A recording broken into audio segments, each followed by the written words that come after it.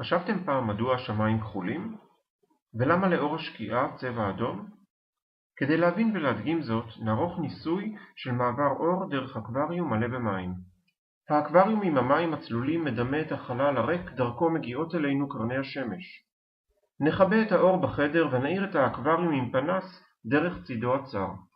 אפשר לראות שכל האור ממשיך ישר דרך המים הצלולים, וכמעט לא יוצא אור מצידי האקווריום.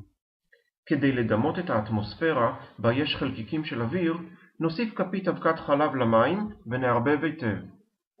כשהתמיסה אחידה ועכורה, נכבה שוב את האור בחדר כדי שכל האור יגיע מהפנס שבצידו הצר של האקווריום. עכשיו המצב התהפך. רוב האור מתפזר בצד הרחב של האקווריום וצבעו כחול. כדי להתרשם מצבע האור, נצא למסע מטלטל עם המצלמה. נצלם תמונה אחת מהצד הרחב ותמונה שנייה מהצד הצר שמול הפנס. הבדלי הצבע ברורים ובולטים, אך ממה הם נובעים? גלי האור האדום והכחול מתקדמים בקו ישר בחלל הריק.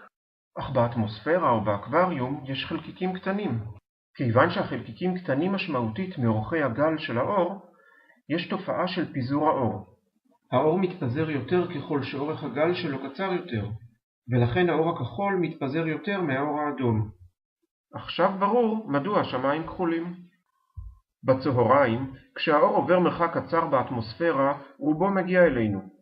האור הכחול שמתפזר מקרני השמש שסביבנו, מאיר לנו את השמיים בכחול. ומה קורה בשקיעה?